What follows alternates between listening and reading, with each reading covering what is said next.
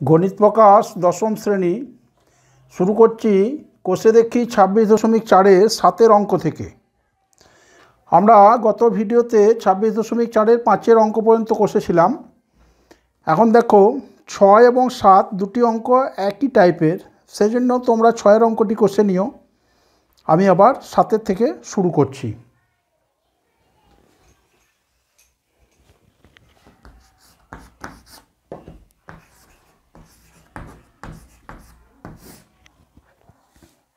সাতের অঙ্কে দেওয়া আছে, দেখো নিচের পরিসংখ্যা বিভাজনের সংখ্যাগুরু মান নির্ণয় করি। শ্রেণী এবং পরিসংখ্যা দেওয়া আছে। তাহলে আমরা এখন ছকটি তৈরি করে নেব।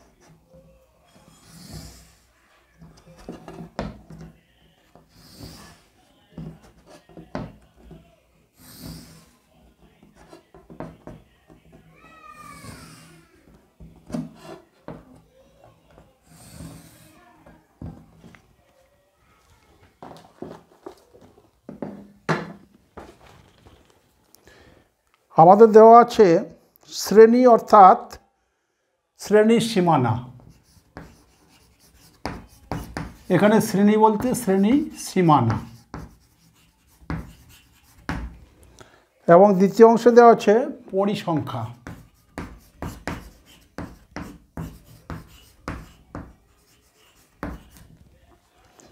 তাহলে দেখো শ্রেণী সীমানায় দেওয়া আছে 0 থেকে 5, পরিসংখ্যা আছে আমার 5। 5 থেকে 10, পরিসংখ্যা আছে 12। 10 থেকে 15, পরিসংখ্যা আছে 18। 15 থেকে 20, পরিসংখ্যা আছে 28। 20 থেকে 25, পরিসংখ্যা আছে 17। 25 থেকে 30, পরিসংখ্যা আছে 12। এবং 30 থেকে 35, পরিসংখ্যা আছে 8। আমাদের এই সমস্যাটির সংখ্যাগুরু মান নির্ণয় করতে হবে। তাহলে দেখো প্রথমে আমরা নির্ণয় করব সংখ্যাগুরু মানের শ্রেণী কোনটি। আমরা জানি যে শ্রেণীটির পরিসংখ্যা সর্বোচ্চ সেই শ্রেণীটি হবে সংখ্যাগুরু মানের শ্রেণী। তাহলে এখানে দেখো 28 হলো সর্বোচ্চ পরিসংখ্যাযুক্ত শ্রেণী। সর্বোচ্চ পরিসংখ্যা হলো আমার 28 এবং সেই শ্রেণীটি হলো 15 থেকে 20। তাহলে সংখ্যাগুরু মানের শ্রেণী হলো 15 থেকে 20। তাহলে আমরা লিখব সংখ্যাগুরু মানের শ্রেণী হলো আমার, এখানে দেখো সর্বোচ্চ পরিসংখ্যা 28, তাহলে 15 থেকে 20। এইবার বিন্যস্ত ছকের অর্থাৎ এখানে দেখো আমার 0 থেকে 5, 5 থেকে 10, এটা একটি বিন্যস্ত আছে, এখানে পরিসংখ্যা আছে। এই ধরনের ছক থেকে আমরা কিভাবে সংখ্যাগুরু মান পাই সেটা আমরা জানি। সেই জন্য আমরা প্রথমে সূত্রটি লিখে নেব। তাহলে এক্ষেত্রে সংখ্যাগুরু মানের শ্রেণী বের করার পর আমরা সূত্রটি লিখব।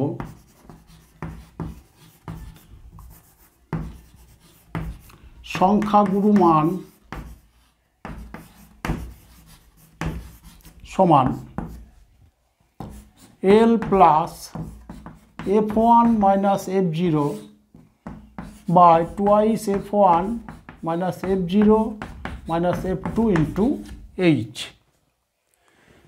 তাহলে আমরা জানি আমার সংখ্যাগুরু মানের শ্রেণী হয়েছে 15 থেকে 20, তাহলে এখানে এল হলো 15, অর্থাৎ সংখ্যাগুরু শ্রেণীর সর্বনিম্ন মানটি হলো আমার এল। তাহলে এল এর পরিবর্তে আমরা লিখব 15 প্লাস f1 কোনটিকে বলবো, আমার দেখো সংখ্যাগুরু শ্রেণীর 15 থেকে 20 এর সম্বলিত যে পরিসংখ্যা অর্থাৎ 28 হলো f1, তাহলে আমরা এখানে লিখব f1 হলো 28, তাহলে f1 এর পরিবর্তে লিখব আমরা 28 মাইনাস f0 হলো সংখ্যাগুরু শ্রেণীর ঠিক আগের শ্রেণীর পরিসংখ্যা অর্থাৎ f0 হলো আমার 18, তাহলে f0 পরিবর্তে আমরা লিখব 18 বাই টুয়াইস f1 পেয়েছি আমি 28 মাইনাস f0 পেয়েছি 18, বাকি আছে f2 হলো সংখ্যাগুরু শ্রেণীর ঠিক পরের শ্রেণীর যে পরিসংখ্যা অর্থাৎ ঠিক পরের শ্রেণী হলো 20 থেকে 25, তার পরিসংখ্যা হলো 17, তাহলে f2 হলো 17, আমরা এখানে লিখব 17। এইচ বলতে সংখ্যাগুরু শ্রেণীর শ্রেণী দৈর্ঘ্য অর্থাৎ 15 থেকে 20 শ্রেণী দৈর্ঘ্য হলো 5, তাহলে এখানে আমরা লিখব 5। তাহলে আমাদের এখন হিসাব করতে হবে, দেখো এখানে 15 প্লাস 28 থেকে 18 বাদ গেলে হলো 10 ইন্টু 5 বাই 28 দুগুণে 56 মাইনাস 35 ইন্টু, তাহলে এখন আমরা সব মানগুলি পেয়ে গেছি, এখন আমাদের ছক প্রয়োজন নেই।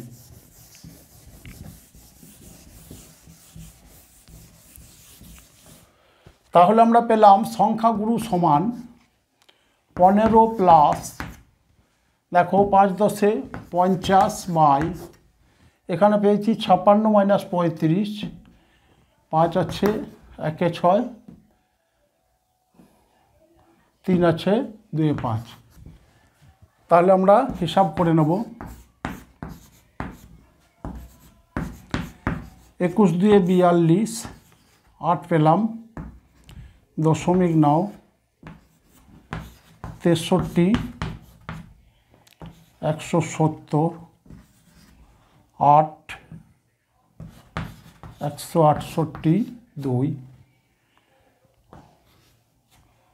তাহলে 0 নিলে আমরা পাবো, অর্থাৎ আমার আসন্ন মান হবে 2.38। তাহলে আমরা লিখতে পারবো 15 প্লাস 50 বাই 21 আসন্ন মান হলো আমার 2.38 প্রায়।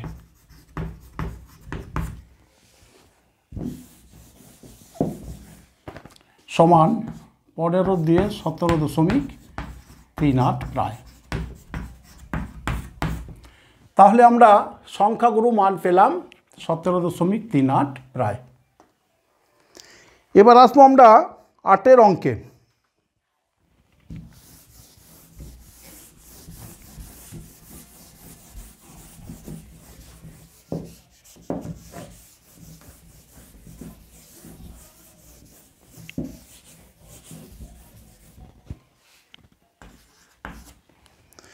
আটের অঙ্কে দেওয়া আছে, দেখো শ্রেণী 45 থেকে 54, পরেরটি আছে 55 থেকে 64, অর্থাৎ এখানে শ্রেণীর সীমা দেওয়া আছে। শ্রেণীর সীমা থেকে আমাদের প্রথমে শ্রেণীর সীমানা আনতে হবে। তাহলে আমরা প্রথমে ছক কেটে নেব। এক্ষেত্রে আমাদের 3টি ছক হবে, শ্রেণীর সীমা, শ্রেণীর সীমানা এবং পরিসংখ্যা।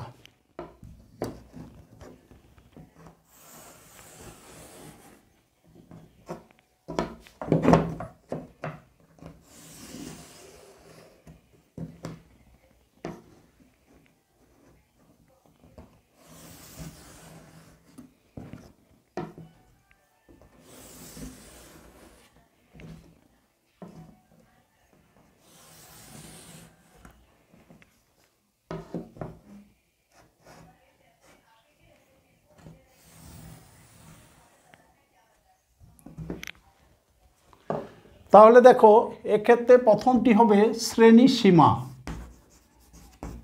শ্রেণী সীমা,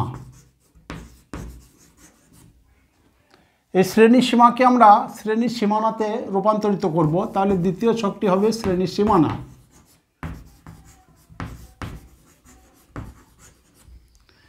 এবং তৃতীয় ছকে হবে আমার পরিসংখ্যা।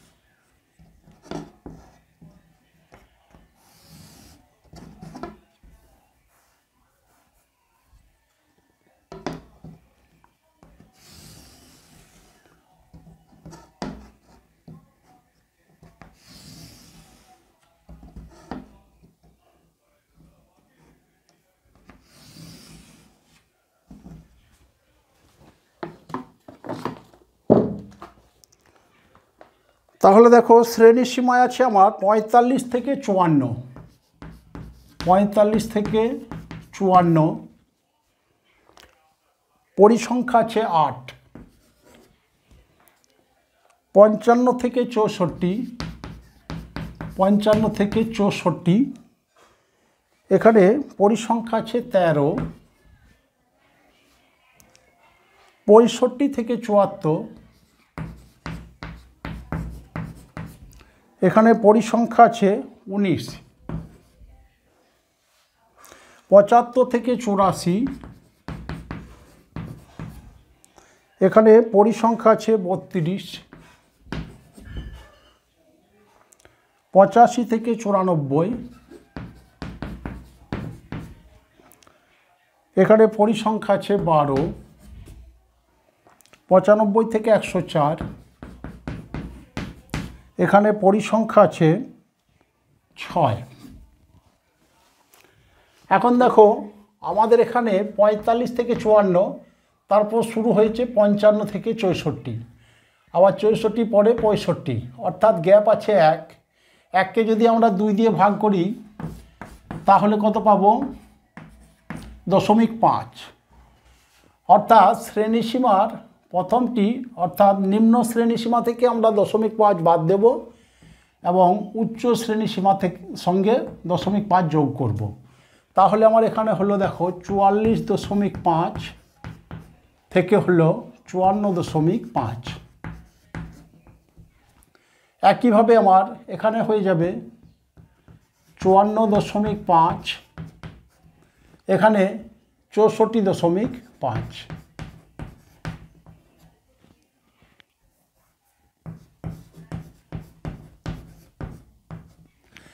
একইভাবে দেখো 65 থেকে 0.5 বাদ দিলে আমার এটা আসছে 64.5, তার থেকে হলো 74.5।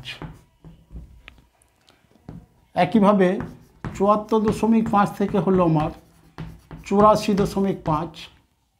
এখানে হলো 84.5 থেকে 94.5। এখানে 94.5 থেকে হলো 104.5। এখন আমরা শ্রেণী সীমানা পেয়ে গেছি, পরিসংখ্যাও পেয়েছি। তাহলে আমরা এখন সংখ্যাগুরু মানে শ্রেণীটি বের করতে হবে আমাদের। এখানে দেখো সর্বোচ্চ পরিসংখ্যা হলো আমার 32। যে শ্রেণীতে সর্বোচ্চ পরিসংখ্যা 32 আছে সেই শ্রেণীটি হলো আমার সংখ্যাগুরু মানের শ্রেণী। তাহলে এখানে সংখ্যাগুরু মানের শ্রেণী হলো, অতএব সংখ্যাগুরু মানের শ্রেণী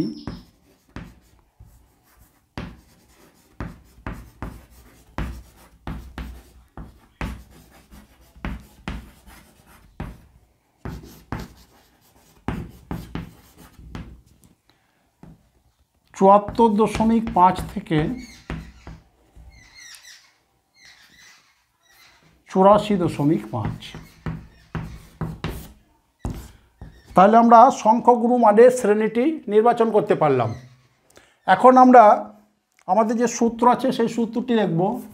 অতএব সংখ্যাগুরু মান সমান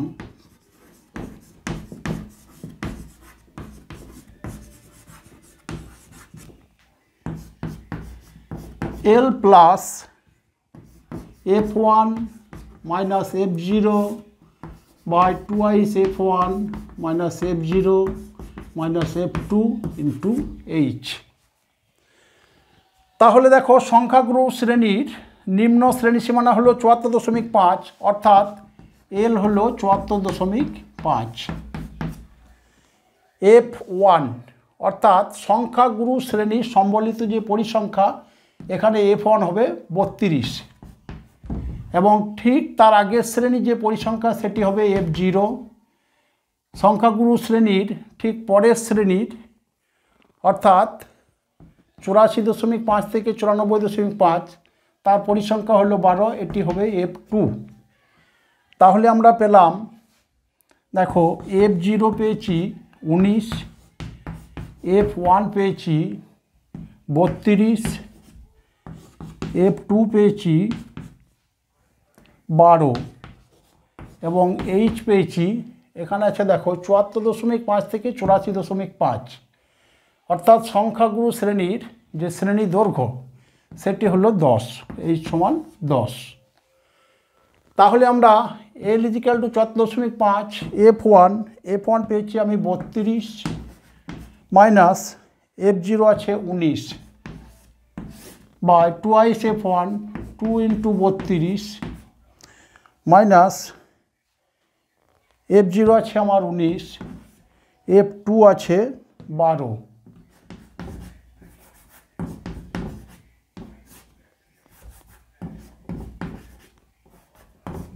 ইন্টু H হলো আমাদের 10 সমান 74.5 প্লাস 32 থেকে 19 বাদ 13 বাই 13 ইন্টু 10, এখানে 32 দুগুণে 64 মাইনাস 19 মাইনাস 12 31 সমান হলো 74.5 প্লাস 130 বাই 64 থেকে 3 বাই 33। এখন আমরা হিসাব করলে এই ছকের সংখ্যাগুরু মান বের করতে পারবো।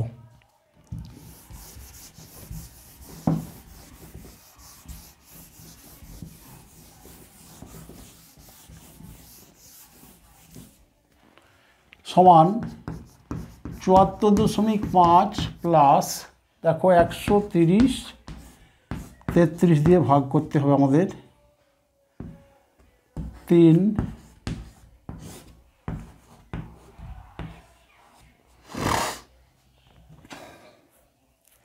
9 3 9 27 297। তাহলে দেখো আবার আমাদের 130 ফিরে এলো, অর্থাৎ দশমিক নিলে আমরা 130 পেলাম, আমরা 39 পাবো 0.39, এভাবে চলতে থাকবে। তাহলে এর আসন্ন মান আমরা লিখতে পারবো, আসন্ন মান হবে দশমিক হবে আমার এখানে। তাহলে এর আসন্ন মান হবে দেখো 3.93, 3 পরে 9 এসে এক যোগ হবে, অর্থাৎ 3.94 সমান 3.94। তাহলে হলো 4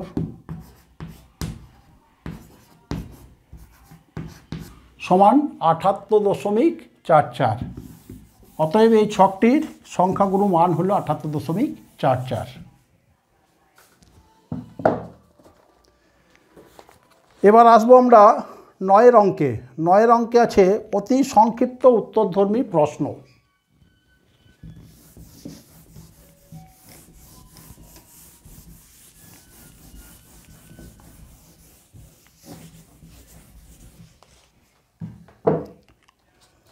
এখানে দেখো 9-এর 1 নম্বর, 9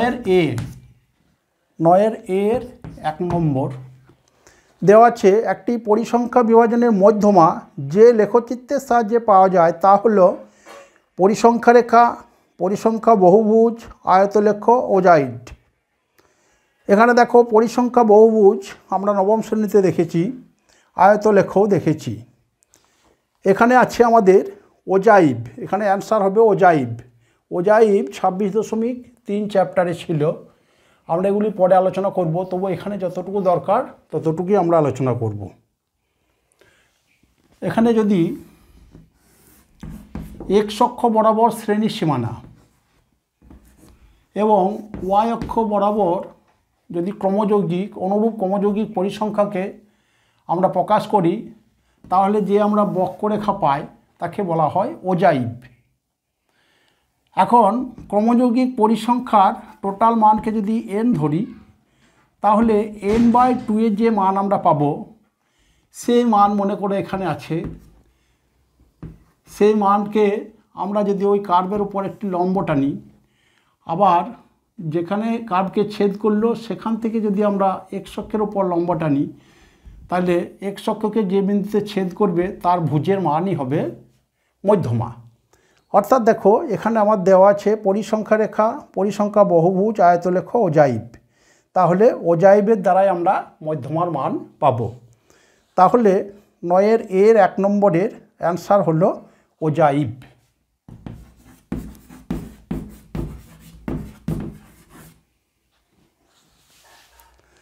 এবার আসবো আমরা 9 এর 2 নম্বরে।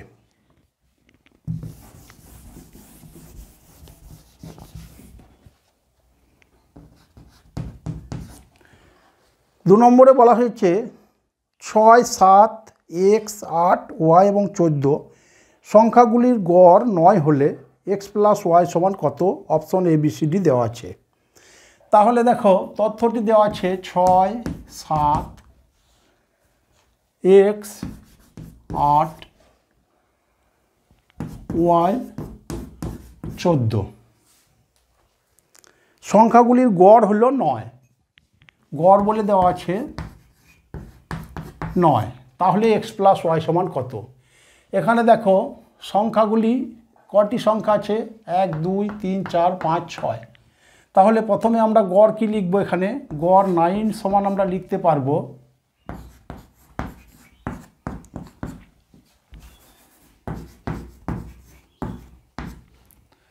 সংখ্যাগুলির যোগফল, অর্থাৎ 6 + 7 + x + 8 + y + 14 বাই 6টি সংখ্যা আছে সেজন্য 6 দিয়ে ভাগ। তাহলে আমরা লিখতে পারবো দেখো এখানে x + y, 6 এর সাথে 13, 8 21, 21 আর 14 35। এদিকে কোণাকুণি গুণ হলো 6, 9, 54 বা x + y = 54 - 35, 9, 14, 19। তাহলে x + y এর মান হলো 19। আমার এখানে অপশনে দেওয়া আছে a x + y = 21, b x + y = 19। তাহলে এক্ষেত্রে অ্যান্সার হলো অপশন বি। এবার আসছি আমরা 9 এর 3 অঙ্কে।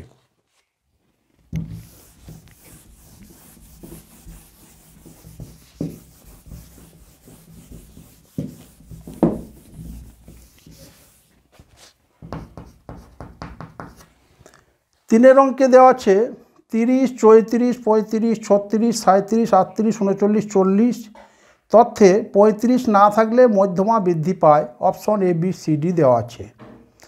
তাহলে প্রথমে যে তথ্য দেওয়া আছে সেই তথ্যটি আমরা লিখব। প্রথমে দেওয়া তথ্যটি হলো 30,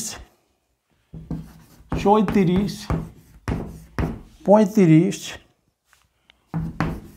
36, 37, 38, 39, 40। আমরা আরেকবার মিলিয়ে নেব 30, 34, 35, 36, 37, 38, 39, 40।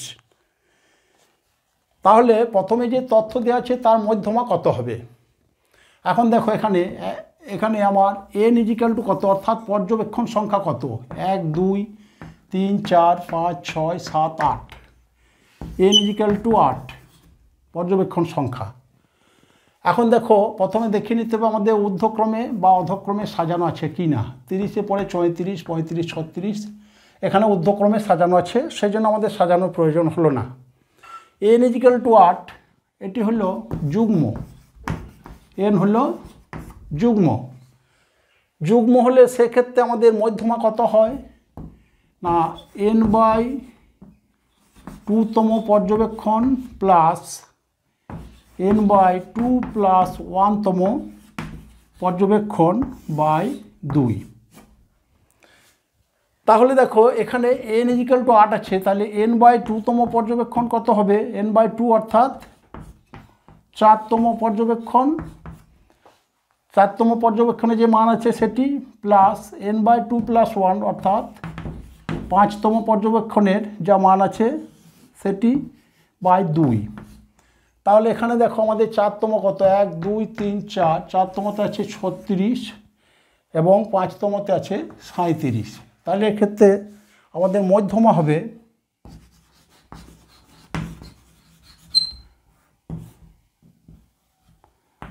মধ্যমা সমান এখানে হলো আমাদের 36 প্লাস 37 বাই 2, তাহলে হলো 36.2। এইবারে বলা হয়েছে এই তথ্যে 35 না থাকলে মধ্যমা বৃদ্ধি পায়। তাহলে 35 না থাকলে আমাদের মধ্যমা বের করতে হবে। তাহলে প্রথম তথ্যে আমরা মধ্যমা পেলাম 36.5। এইবারে দ্বিতীয় ক্ষেত্রে বলা হয়েছে এই তথ্যে যদি 35 না থাকে তাহলে মধ্যমা কত হবে আমাদের দেখতে হবে। এই তথ্যে 35 না থাকলে তাহলে দ্বিতীয় ক্ষেত্রে তথ্যটি কত হবে, দ্বিতীয় ক্ষেত্রে তথ্যটি হলো আমার 30 34 36 37 38 39 40। এখানে দেখো মানের ঊর্ধ্বক্রমে সাজানো আছে। এখন পর্যবেক্ষণ সংখ্যা হয়ে গেল আমার n ইজিক্যাল টু 7, অর্থাৎ এখানে হলো অযুগ্ম। এখন অযুগ্ম পর্যবেক্ষণ সংখ্যার ক্ষেত্রে কি হয়, মধ্যমা হবে, এক্ষেত্রে মধ্যমা হবে n প্লাস 1তম পর্যবেক্ষণ, n প্লাস 1/2তম পর্যবেক্ষণ। তাহলে দেখো n প্লাস 1 অর্থাৎ 7 প্লাস 1/2তম পর্যবেক্ষণ সমান 4তম পর্যবেক্ষণ। তাহলে 4তম পর্যবেক্ষণে আমার কত আছে, 1 2 3 4 37। তাহলে এখন মধ্যমা হলো 37। তাহলে প্রথমে মধ্যমা হয়েছিল আমার 36.5, দ্বিতীয় ক্ষেত্রে মধ্যমা হলো 37। তাহলে মধ্যমা বৃদ্ধি হলো প্রথম ক্ষেত্রের তুলনায় দ্বিতীয় ক্ষেত্রে মধ্যমা বৃদ্ধি হলো 37 মাইনাস 36.5 সমান 0.5। এখন অপশনে দেওয়া আছে, অপশন এতে দেওয়া আছে 2, বিতে 1.5, সিতে 1, ডিতে 0.5। তাহলে অ্যান্সার হলো অপশন ডি। এবার আসবো আমরা 9-এর 4-এর অঙ্কে।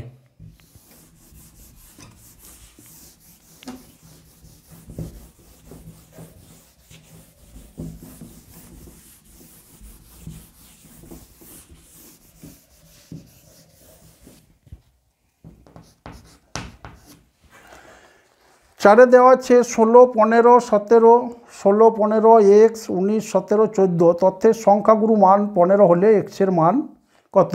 Option A B C D দেওয়া আছে। তাহলে আমরা তথ্যটি লিখব। দেওয়া আছে 16 15 17 15 17 16 15 এক্স 19 17 14 এই তথ্যের সংখ্যাগুরু মান দেওয়া আছে 15, সংখ্যাগুরু মান বলেছে 15। তাহলে x সমান কত? তাহলে আমরা প্রথমে সাজিয়ে নেব। এখানে আমার সবচেয়ে ছোট সংখ্যা আছে 14, তাহলে 14 আছে দেখো একবার, 14 পরে আছে 15, 15 আমার আছে আপাতত, 15 1 2 বার, 16, 16 আছে একবার 2 বার,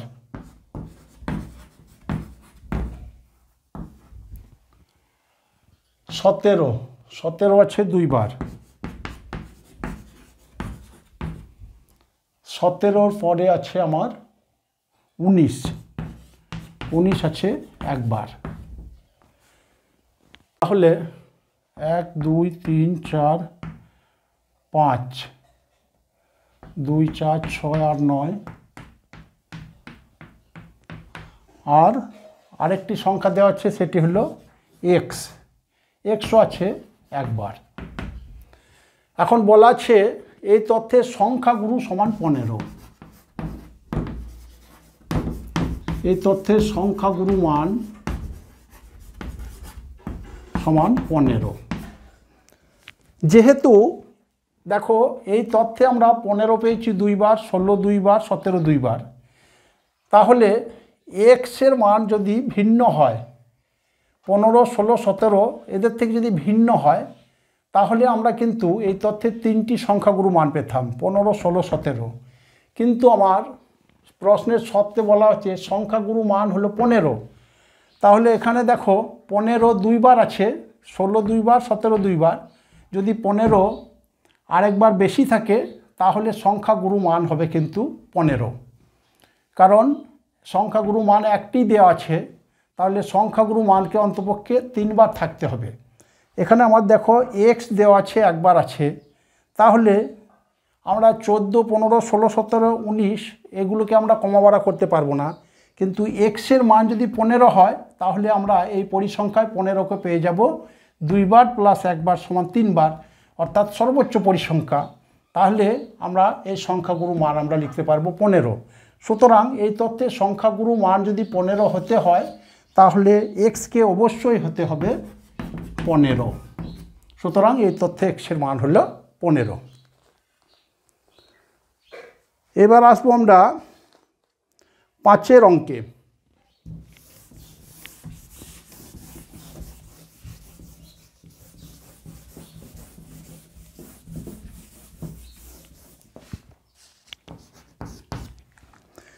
পাঁচে দেওয়া আছে দেখো ঊর্ধ্বক্রম অনুসারে সাজানো 8 9 12 17 এক্স প্লাস 2 এক্স প্লাস 4 30 31 34 39 তথ্যের মধ্যমা 24 হলে এক্সের মান option A B C D.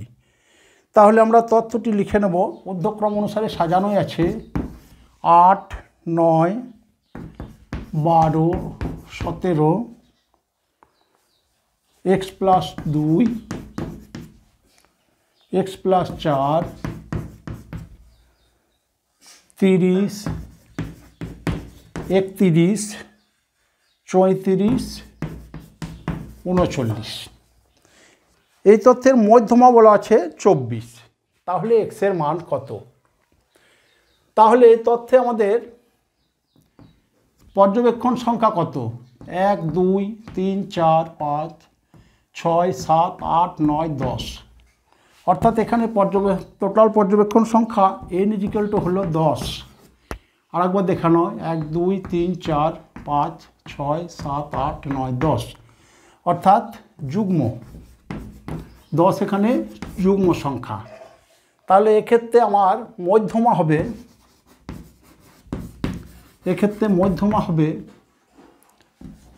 n/2তম পর্যবেক্ষণের মান প্লাস n/2 প্লাস 1তম পর্যবেক্ষণের মান বাই 2। তাহলে আমরা লিখতে পারবো, মধ্যমা দেওয়া আছে আমার এখানে 24, তাহলে 24 সমান লিখতে পারবো n/2তম, n/2 অর্থাৎ 10কে 2 দিয়ে ভাগ করলে 5তম, তাহলে 5তম কোনটা হচ্ছে দেখো 1 2 3 4 5 x প্লাস 2 এবং n/2 প্লাস 1তম অর্থাৎ 6তম হচ্ছে দেখো x প্লাস 4। তাহলে আমরা n/2তম পরিবর্তে লিখব x প্লাস 2 আর n/2 প্লাস 1তম অর্থাৎ 6তম পরিবর্তে x প্লাস 4/2। এখন আমরা হিসাব করলে x এর মান বের করতে পারবো। বা দেখো কোনাকুনি গুণ করলে আমরা পাবো 48, এদিকে পেলাম x plus x 2x plus 4 আর 2 6 সমান 24 দুগুণে 48।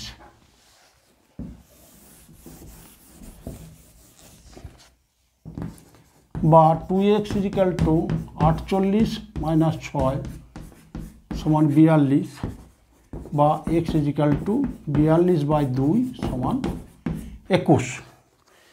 তাহলে 5এর অঙ্কে আমার অ্যান্সার হলো x equal to 21, option A B. এখানে অ্যান্সার হলো অপশন বি।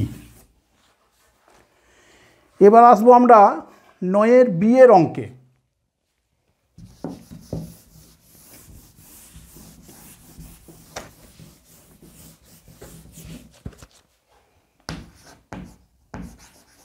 নয়ের বি এর 1 নম্বর, নিচের বিবৃতিগুলি সত্য না মিথ্যা লিখি। দেওয়া আছে দেখো 2 3 9 10 9 3 9 তথ্যের সংখ্যাগুরু মান 10। তাহলে তথ্যটি লিখতে হবে আমাদের 2 3 9 10 9 3 9 2 3 9 10 9 3 9। বলা হয়েছে সংখ্যাগুরুর এই তথ্যের সংখ্যাগুরু মান হলো 10। তাহলে এখানে দেখো 2 আছে কয়বার? 2 আছে একবার মাত্র। 3 আছে 2 বার। 2 3 তারপরে আছে আমার দেখো 9, এখানে 9 আছে একবার 2 বার 3 বার। 10 আছে একবার। তাহলে এখানে সর্বোচ্চ পরিসংখ্যা হলো আমার 9-এর 3 বার আছে। তাহলে এই তথ্যের সংখ্যাগুরু মান হবে, এই তথ্যের সংখ্যাগুরু মান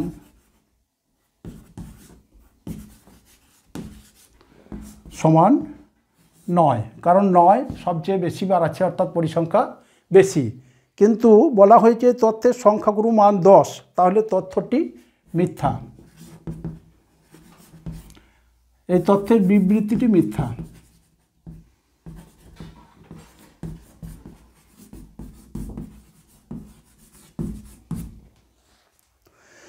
এবার আসছি আমরা 9-এর বি এর 2 নম্বর অঙ্কে।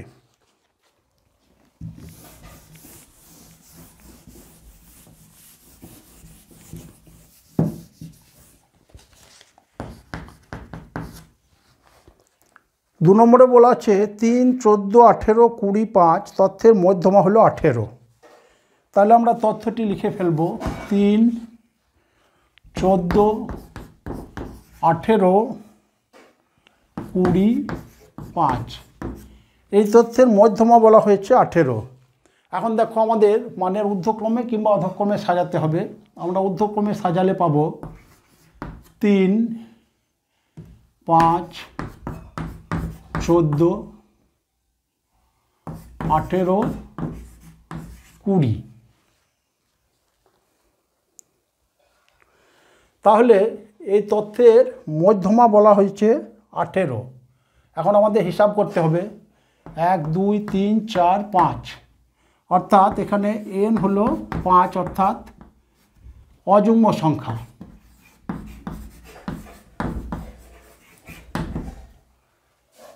এখানে n হলো অযুগ্ম, তাহলে অযুগ্ম ক্ষেত্রে মধ্যমা হবে আমার n প্লাস 1/2তম পর্যবেক্ষণ।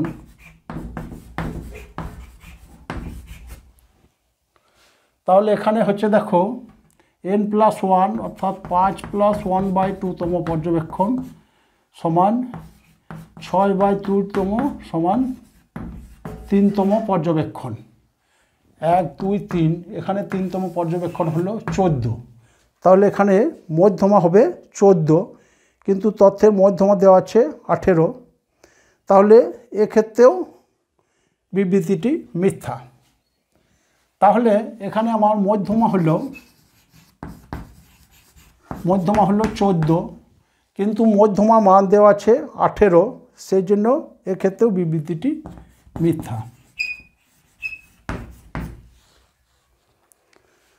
এবার আসবো আমরা 9-এর সি।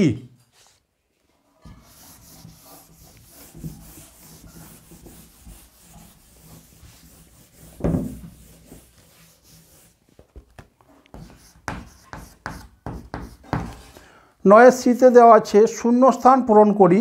1 নম্বরে দেওয়া আছে, দেখো, যৌগিক গড় মধ্যমা সংখ্যাগুরু মান হলো ড্যাশ প্রবণতার মাপক।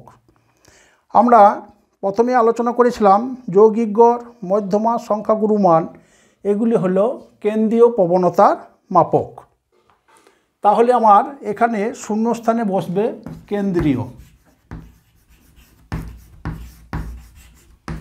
কেন্দ্রীয় প্রবণতার মাপক। 9-এর সি এর 2 নম্বর। এবার 2 নম্বরে দেওয়া আছে, দেখো, x1 x2 x3 xn পর্যন্ত এর গড় হলো x বার। তাহলে ax1 ax2 ax3 up to axn এর গড় কত, যেখানে a নট ইজিক্যাল টু 0। তাহলে দেখো দেওয়া আছে x1 x2 x3 up to xn পর্যন্ত এর গড় দেওয়া আছে x বার। এর গড় হলো x বার। তাহলে আমরা x বার সমান কত লিখব? x বার সমান আমরা লিখতে পারবো x1 plus x2 plus x3 up to xn by, এখানে আমার অবজারভেশন হচ্ছে n সমান আমরা লিখতে পারবো summation xi i equal to 1 to n by n। এবার দ্বিতীয় তথ্য যেটি দেওয়া আছে সেখানেও আমাদের গড় বের করতে হবে। দ্বিতীয় তথ্য দেওয়া আছে, দেখো,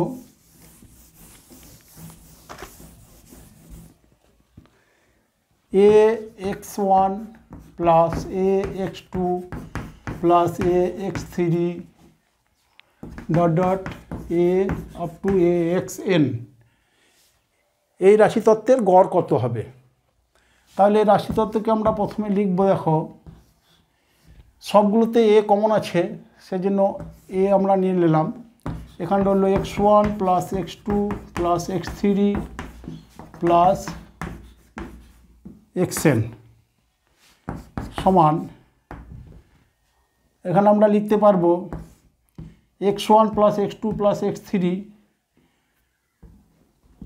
সমান summation i equal to 1 to n, এখানে xi। এটি হলো আমাদের যোগফল। এখন আমাদের গড় বের করতে হবে। তাহলে গড় কত হবে? a summation xi i equal to 1 to n by, আমার এখানেও তো রাশি কত আছে,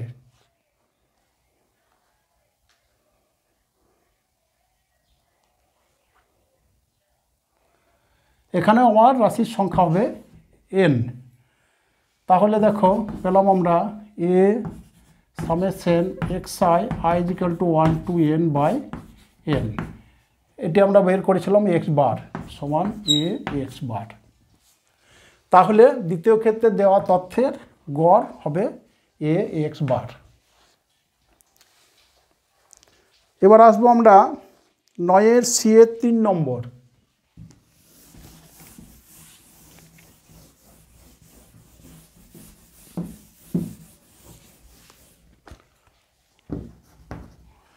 নয়ের সিএ 3 নম্বর দেওয়া আছে ক্রম বিচ্যুতি পদ্ধতিতে বিন্যস্ত রাশিতত্ত্বের যৌগিক গড় নির্ণয়ের সময় সকল শ্রেণীদৈর্ঘ্য ড্যাশ।